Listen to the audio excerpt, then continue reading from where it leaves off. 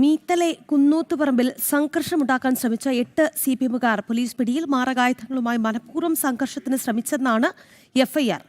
മുസ്ലിം ലീഗിന്റെ കൊടിയെടുത്ത് കളയാൻ ശ്രമിച്ചുവെന്നും എഫ്ഐആറിൽ പറയുന്നുണ്ട്.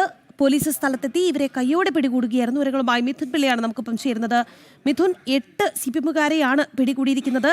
ഈ മാരകായുധങ്ങളുമായി മനഃപൂർവ്വം സംഘർഷത്തിന് ശ്രമിച്ചു എന്ന് എഫ്ഐആറിലുണ്ട്. പറയൂ മിഥുൻ, എന്തൊക്കെ കാര്യങ്ങൾ എഫ്ഐആറിൽ കൂടുതലായി ചൂണ്ടിക്കാട്ടും? രാഖി, കഴിഞ്ഞ ദിവസം നമുക്കറിയാം പാനൂർ പാറാട് മേഖലയിൽ വലിയ സംഘർഷം CPMകാർ അഴിച്ചുവിട്ടിരുന്നു. അതിന്റെ തുടർച്ചയെന്നോണം മീത്തലെ കുന്നോത്ത് പറമ്പിൽ സംഘർഷം ഉണ്ടാക്കാൻ ശ്രമിച്ച 8 CPMകാരാണ് ഇപ്പോൾ പോലീസിന്റെ പിടിയിലായിരിക്കുന്നത്. Rineesh, Amaldas, Raquel Raj, Roshan Raj, Naveen, Leo John, Jasin, Arun എന്നീ CPM പ്രവർത്തകരാണ് പിടിയിലായത്. മാരകായുധങ്ങളുമായി മനഃപൂർവ്വം രാഷ്ട്രീയ സംഘർഷത്തിന് ശ്രമിച്ചെന്നാണ് എഫ്ഐആറിൽ പറയുന്നത്. മാത്രമല്ല, ഈ പ്രദേശത്ത് കഴിഞ്ഞ ദിവസം CPMന്റെ സ്തൂപം മുസ്ലിം ലീഗ് പ്രവർത്തകർ അടിച്ചു തകർത്തിരുന്നു. അതിന് മറുപടി എന്നോണം മുസ്ലിം ലീഗിന്റെ കൊടി പറിക്കാനും ഈ ഒരു CPMകാർ ശ്രമിച്ചെന്നും എഫ്ഐആറിൽ പറയുന്നുണ്ട്.